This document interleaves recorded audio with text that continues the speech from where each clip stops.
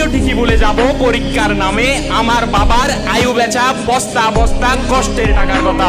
আরে সেদিন তো আমি ভুলে যাব এই ছোট্ট ক্যানভাসের কথা, ভুলে যাব বাতাসবিহীন ওই পাখাগুলোর কথা। নতুনত্বের অনির্বাণ আনন্দে চাপা পড়বে এখানকার বাধাপ্রাপ্ত উল্লাস। কোন টিচার্স আর চুর গলায় আমাদের উদ্দেশ্যে বলবেন না যে এই ছেলে তুমি পড়া শিখনি কেন। তাই কবিগুরু রবীন্দ্রনাথের রচিত সেই কবিতার লাইনগুলো আজ হৃদয়ের পত্রপুটে ধ্বনিত হচ্ছে। যেদিন তিনি শান্তিনিকেতন থেকে চলে যাচ্ছিলেন সেদিন তিনি শান্তিনিকেতনের ফানে চেয়ে মনের আক্ষেপে বলেছিলেন, নতুন নামে ডাকবে মুড়ে বাঁধবে বাঁধবে নতুন বাহুডুরে, আসবো যাব চিরদিনের সেই আমি, তখন আমায় নাই বা মনে রাখলে। তাই অতি উৎসাহী আবেগতাড়িত মন নিয়ে আমি কখনোই বলবো না যে আমি এই স্মৃতি ভুলে যেতে পারবো না। আসলে একদিন আমি সব কিছু ভুলে যাব। এই ভুলে যাওয়া আমার মস্তিষ্কের স্মরণ শক্তির সীমাবদ্ধতা নয়। তোমরা আমাকে অবজ্ঞা করে প্রশ্ন করতে পারো, এতই স্মৃতি কাতরতা বিমুখ তুমি? হাতের মুষ্টির মতো ছোট এ প্রাঙ্গণ ত্যাগ করে যেদিন আমি উপনীত হব মহাবিদ্যালয়ের কপাটে, এক একটি আকাশ ছোঁয়া বৃত্তের ইমারত সেদিন আষ্টে পৃষ্ঠে আমাদের আলিঙ্গন করবে। আরে সেদিন তো আমি ভুলে যাব এই ছোট্ট ক্যানভাসের কথা, ভুলে যাব বাতাসবিহীন ওই পাখাগুলোর কথা।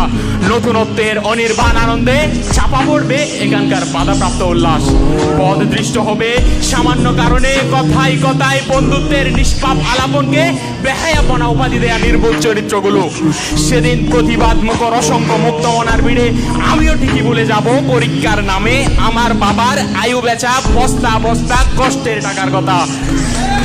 হ্যাঁ, সাঁতার নিশি বাস্তবতার জাতাকলে রুদ্ধশ্বাসে আমি ভুলে যাব 8 ঘন্টার টিফিন পিরিয়ডে ভাত নাকে কাটিয়ে দেওয়ার চঞ্চলতা। ছাত্র রাজনীতির নিয়মিত সংঘাত দেখতে দেখতে হয়তো আমি ভুলে যাব কোমর উঁচু দেয়ালে আবৃত ওই ছোট্ট করিডোরে কিশোরের দৈরত্বে আমার বন্ধুর প্রথম আমাকে আঘাত করার কথা।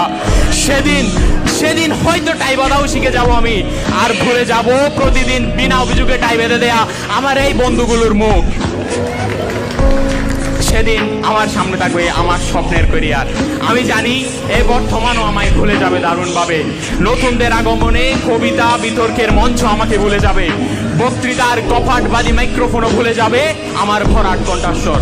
এই ক্যানভাসের কোথাও থাকবে না আমাদের পদচাপ, ঠিক তোমরাও ভুলে যাবে আমাকে। তখন সেদিন থেকে আর কেউ আমাদের বন্ধুদের দেয়া সে বিকৃত নামে ডাকবে না। কোনো টিচার্স আর চুর গলায় আমাদের উদ্দেশ্যে বলবেন না যে এই ছেলে তুমি পড়া শিখনি কেন। আমি জানি আজকের পর থেকে প্রত্যেকে স্বক্ষেত্রে চলে যাবেন, ব্যস্ত হয়ে পড়বেন নিজেদের কেরিয়ার নিয়ে, কিন্তু চকরিয়া গ্রামার স্কুলের ইউনিফর্ম গায়ে দিয়ে কাটানো দিনগুলো হয়তো আর কোনোদিন